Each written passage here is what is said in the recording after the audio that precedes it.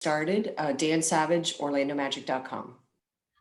Cliff, obviously a reset of the group is, a challenge for the whole organization, probably no more so than the coaching staff. How do you embrace that? And how do you also, remain focused on the task at hand at coaching a group tonight?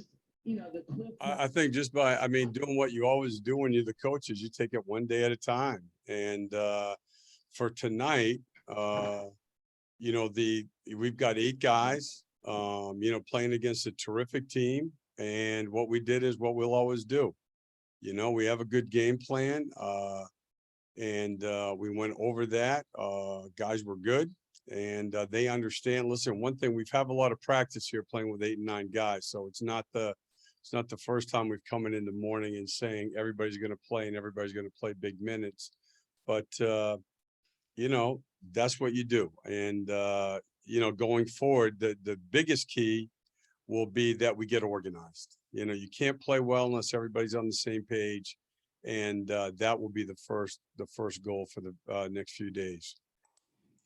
Phil Rossman-Reich, Orlando Magic Daily. You may have answered the question there, but just to make it clear, who was available in shoot around, or any of the new guys in town yet, or have they been released to play, or do you know if they'll be released to play later by game time tonight? And what about some of these new players has you excited from what you've seen from them from studying their games as an opposing coach? Yeah, so those guys are here. They'll be doing their physicals and stuff during the day today. Tonight we have MCW, Dwayne, James, Chuma, Kim, Mo, Chasen, and Kareem. T. Ross is still not ready to play. So we have those 8. And I'm looking forward for all 4 of the guys. I'm in the process now of, I spent some time yesterday. I'll watch some film. They always say you never know a player until you coach them. And so I'll wait until I have time to meet with them, talk to them, and have time to coach them before I really make any, really opinions on, what they can bring and where they're at. Jamie Say, WKMG. Steve, I'm just wondering, kind of what are your personal reflections on Vooch, Evan, and Aaron leaving after you guys have, been through a lot and stuff? And did you see kind of yesterday coming? Yeah, this is what I would say, and I'll just I'll put both questions together. So, and at the end of the day, when you reflect back, the thing to feel good about is, in the last 2 years, when I talked to all 3 of them yesterday, we went from being the franchise with the worst winning percentage over 6 years in the NBA to a team that made 2 playoff runs, and we became more relevant. I know we're respected around the league because of those guys and the way that we played, and they should feel good about that. And yet at the same time, the NBA is all about winning in the playoffs. I look at back here, I've never had a year in coaching at any level, high school, college, NBA, I haven't enjoyed. But the most fun I've ever had was the year we went to the finals. And that's what NBA teams want to do. And so, that's where we're at. Dan Savage, OrlandoMagic.com. Cliff, when you obviously, decide on the way to play, a lot of it, I imagine, in the off season was constructed around those 3 guys without, much practice time and a lot of new pieces coming in. How do you go about constructing a way to play and path moving forward? Yeah, that's the biggest challenge, Dan. And I think that's why these next few days are critical. This isn't something also that you can ease into because, look, we're going to play, obviously a difficult road trip. And again, you can't play well if you're not organized, if you're not on the same page. So we have a plan here. We met as a staff last night. And I think that, again, it's best use of time. You also can't have guys on the floor 4 or 5 hours and expect them to play, the way we do it. So, I know this, to play well, 1, you have to be organized. 2, you have to be good at some things. So I think instead of just throwing a million things at them, We'll start with basics, find out what everybody's comfortable with, get good at some things, and then move on from there. Josh Robbins, The Athletic. Steve, the organization clearly is moving in the direction of a rebuild or a reset, whatever you want to call it. How does that impact you and your coaching staff? Is that something you and your assistant coaches will look forward to?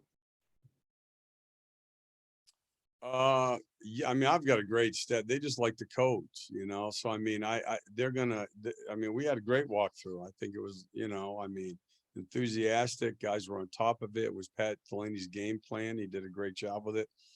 You know, listen, one thing about the NBA is things change quickly, and sometimes they change drastically, and it's just a big part of it. Coaches have to adjust, embrace it. Players have to embrace it if you want to have a chance to be successful. And we have 28 games to play in 52 days with a ton of travel. And it's going to be demanding. And listen, no matter what, when you're a coach, when you're a player, you want to win. You want to win.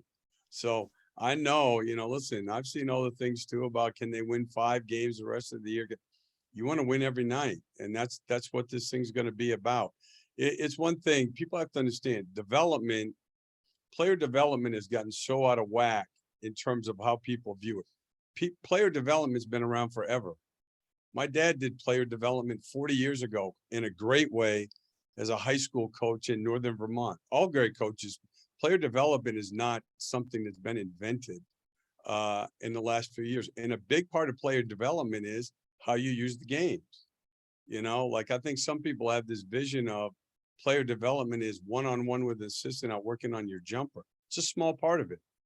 But if you can't play well in the games and you can't compete and you can't function well with other people, it's hard to be a good player, especially in this league.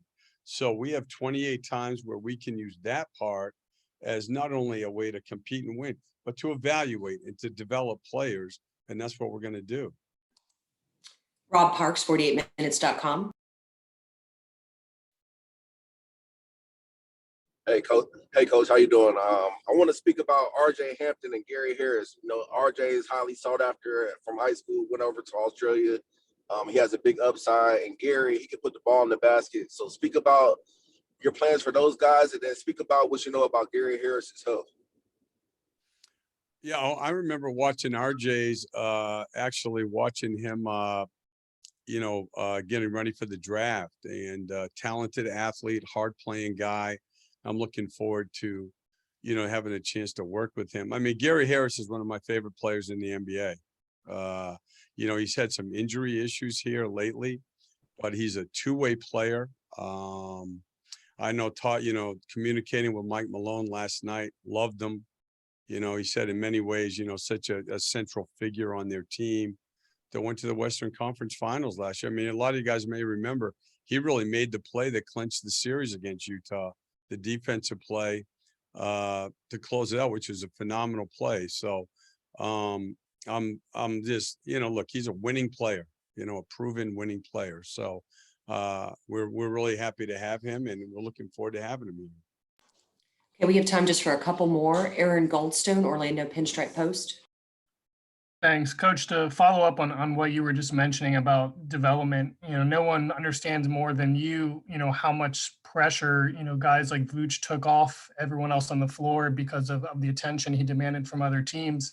Now you have a very young but a very talented roster.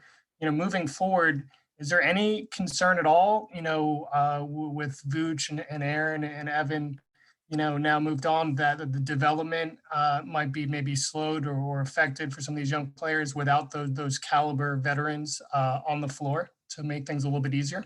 It's a great question, and it'll play out. I think that, one of the things, Aaron, that you have to do, it was happening anyway, to be honest with you. It's why, as guys went down this year, I had told Jeff and John this, and, I talked to the staff about it. You have to be careful about evaluating guys when they're playing on teams that are a little bit outmatched. You bring up Vooch.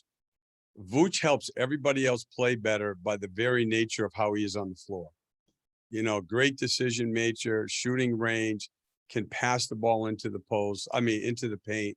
There's not many guys like him. So he not only creates space for everybody else, but he makes plays that make the game easier for them. And that, I think that's what you're alluding to. And that's totally true. And I think what you do have to do, you just have to be careful, because the number one thing that you never want to do at any level, high school, college, NBA, you don't want to misevaluate your own roster.